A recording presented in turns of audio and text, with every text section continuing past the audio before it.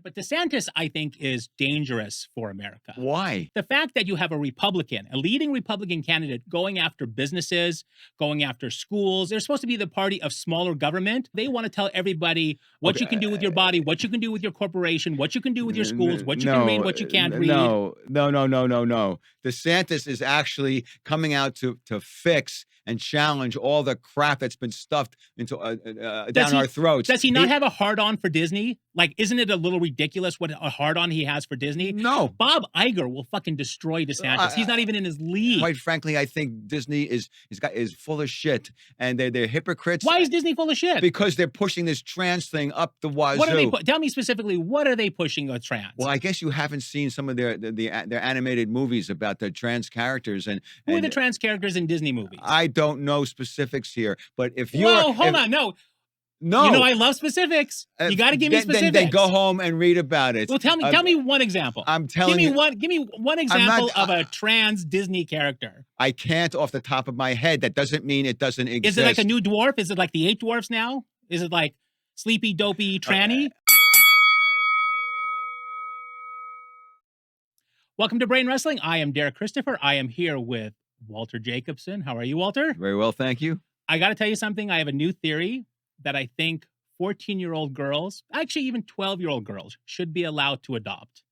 I think that they should be able to adopt, not worry about what their parents say, not worry about their economics of it. I think that they should just be allowed to adopt whenever they want. Okay, so you decided to open up with something completely ridiculous. You don't agree? But let me think about that. Of course not. Come on, you're just exaggerating. No, I think that why. Oh, you really believe this? I really believe it. Tell me why a 14-year-old girl should not be able to adopt. Because they have the brain the size of a pea. Okay, I mean, intellectually, emotionally, spiritually developed. No, they don't have the insight, the judgment, the wisdom to even take care of themselves, let alone somebody else. So then, why do some states want to force girls to have babies after they're raped or they go through incest, and they force them to not only keep the baby, they force them to be mothers. They force them to take on the stigma of everything. See, I'm transitioning to the whole topic on abortion because Iowa just came, the state Supreme Court ruled 3-3 that the lower court ruling was going to hold and abortion was going to remain legal for the first 20 weeks. And you can't sit there and say, we're not going to let them adopt 14-year-olds if you're going to force them to be pregnant and have the children. Okay, well, there's multiple issues here. So first is the issue of are they allowed to have abortions, or are they being forced to take babies to term when they've been raped or incest or something like that? And that's just wrong. This speaks to the idea that, look, no side can have it their own way. It can't be like no abortions, period, and it can't be all abortions everywhere down to the last second of delivery. You have to have compromise. That's the only way we're going to get through this mess. So now you have to be reasonable if you're going to compromise. So the reasonable thing is, if there is no, there's no compromise. There's never going to be there hasn't been a compromise on this for I don't know how long. Well, it's a tug of war. It's a tug of war. It's like we pulled it to one side too far, then we pulled the other side too far. Why can't there just be, like you said, why can't there just be a compromise? Well, there will be, but the problem is we've been so entrenched into like taking these knee-jerk extreme positions, black or white, one way or the other, no in between, no shades of gray. So consequently, it goes in one direction, then you have to compensate in the other direction, back and forth, back and forth. I believe if we have decent leadership, we'll be able to get to a place where we say, people, we've got to get along, we've got to compromise, we've got to cooperate, and no one's going to get their way. We've got to come together. But should it be a religious issue or should it be a scientific issue? You can't do both. You can't get both sides. Okay, well, unfortunately, and which one should rule?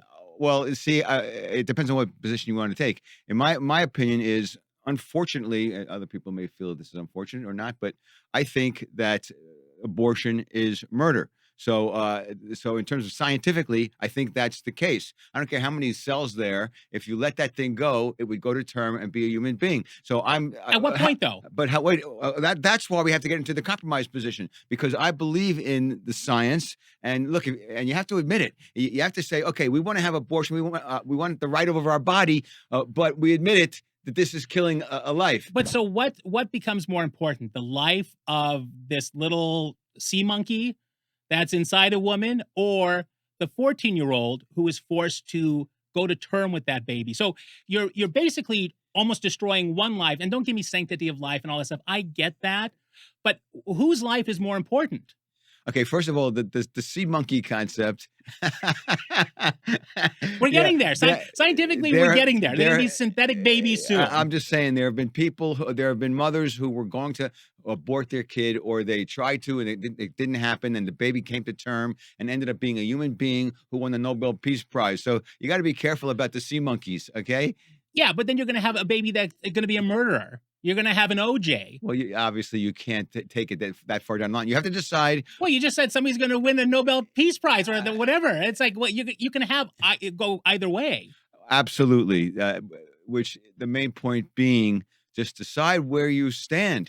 If you think abortions are wrong, that's fine, but you have to compromise. If you think abortions are right, that's fine, but you have to compromise. We have to find a certain period of time after which, you should have figured out whether you want to have the baby or not. Well, when you're 14 and you're raped, you really don't have that choice. Well, what are you saying? Where are they saying that they can't get an abortion if they're 14 and raped? There are different states that they don't allow for any. They have no exceptions. Okay, so the issue now is that because it was moved to the states and state rights, now you have fanatic states. Should it be federal? And Should it be a federal addressed. rule? It has to be a federal rule. You have to have consistency. Just like voting needs to have consistent rules through every state, because every state, no offense, California is a little smarter than Kentucky. New York is a little smarter than Louisiana. Not to denigrate the South, and for those in the South, denigrate means to insult.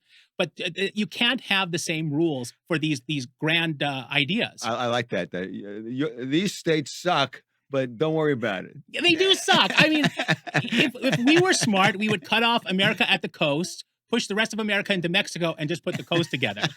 We would be the biggest economy. I got to do the Trump. We would be the biggest economy, greatest ever.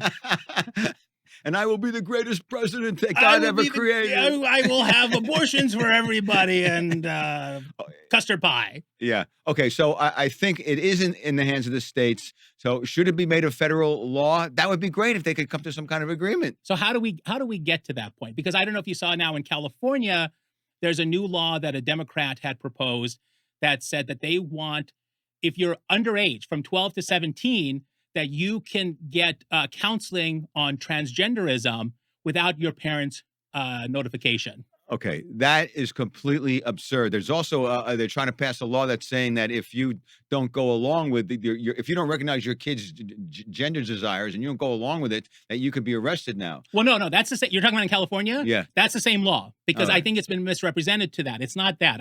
Because I read that too. And when we were going to start doing this, I was going to come out with that also.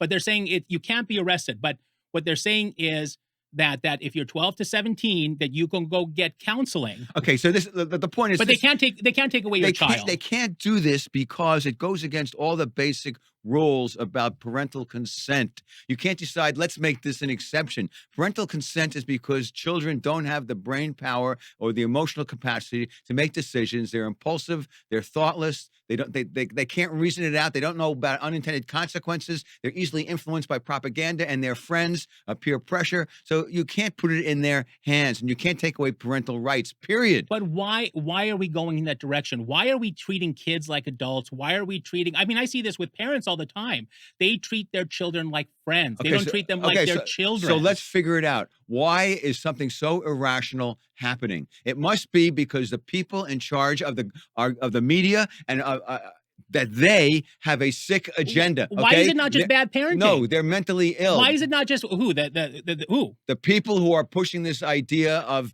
kids 13 to 16 can make their own decisions. If you have a well-rounded child and you love your child and you're involved in your child's life, wouldn't you know if the kid is having some issues with their sexuality? Just like you should know what's going on in their school, you should know who their friends are. Look, at what point do we not blame the parents? It can't always be the government that has a solution. Look, parents may or may not know what their kids are doing, but they should. Of course they should, but the bottom line is whether they do or don't, the schools don't have a right to indoctrinate kids and say, don't tell your parents, but take these like puberty blockers out of the question. No, this is wrong. This is immoral. This is child abuse. I am taking puberty blockers right now. I hope it's helping. Good luck with that. Yeah. I'm about a couple decades too late, but that's okay.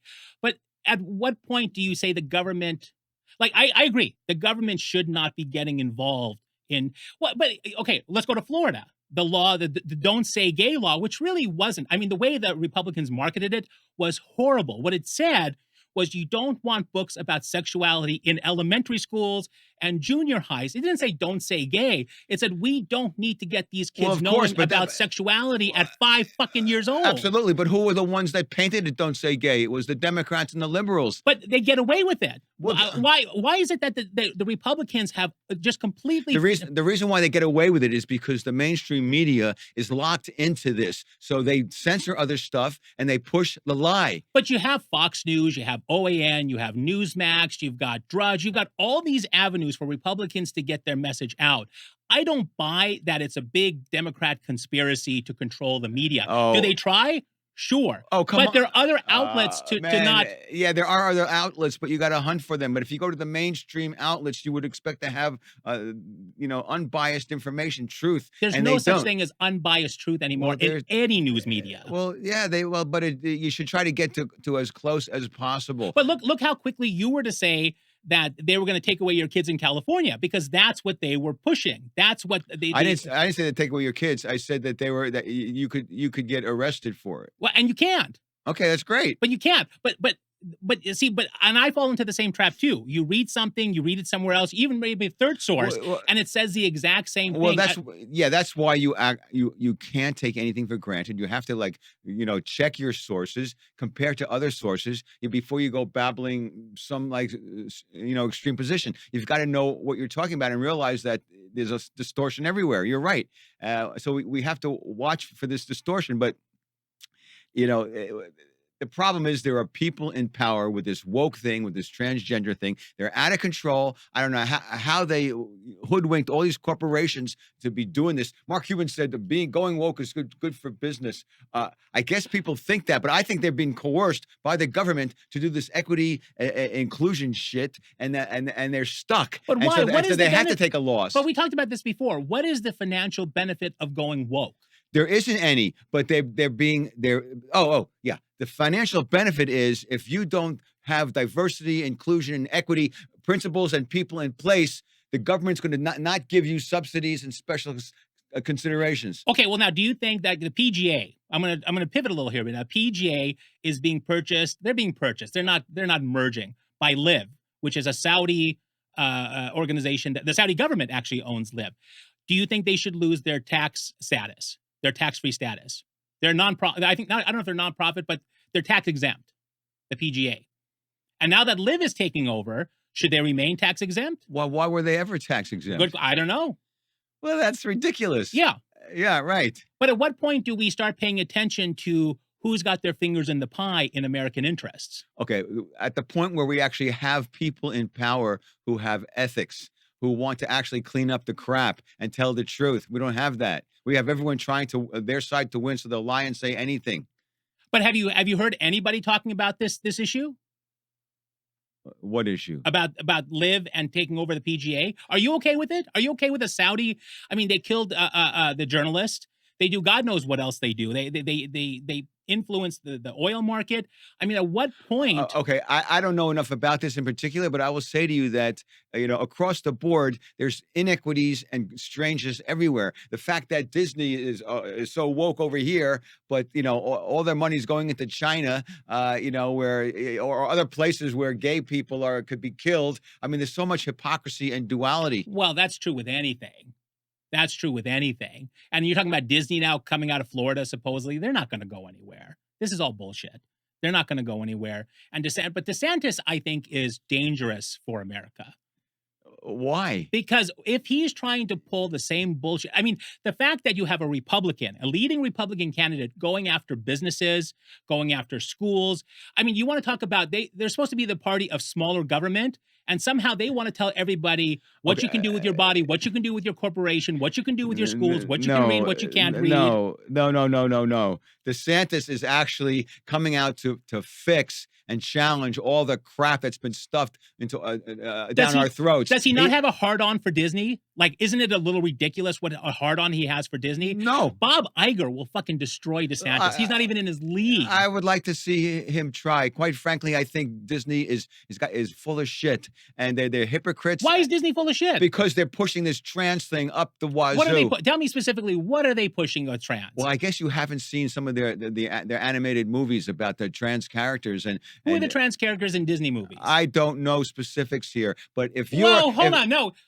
You know I love specifics. You got to give me specifics. Then go home and read about it. Well, tell me one example. I'm telling you. Give me one example of a trans Disney character. I can't off the top of my head. That doesn't mean it doesn't exist. Is it like a new dwarf? Is it like the 8 dwarfs now? Is it like Sleepy Dopey Tranny? Okay. Well, okay, so this is distraction. I'm telling you. It's not distraction. I'm asking for a fact. Give me a Disney trans character. There he goes. He deflates again.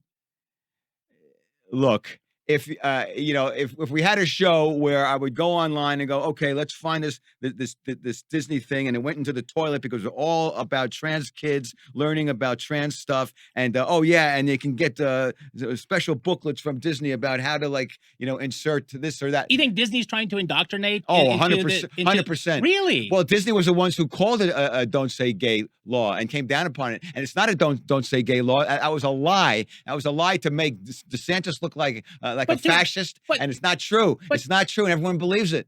That's the problem. So why didn't they fight back? This is what, again, I go back to this. Why do the back, Republicans not know how to fight back? Well, it's very difficult when you have MSNBC, CNN, ABC, CBS. And then you've got Fox News, OAN, Newsmax. No. Yeah, the majority of people see mainstream media, and the majority of mainstream media are liars, manipulators. They're corrupt. They're hypocrites, and they've got an agenda that's sick for America. And they're not patriots. And what is their agenda? They're trying to paint people like DeSantis and other Republicans as MAGA fascists, and it's bullshit. They're not. What are they then?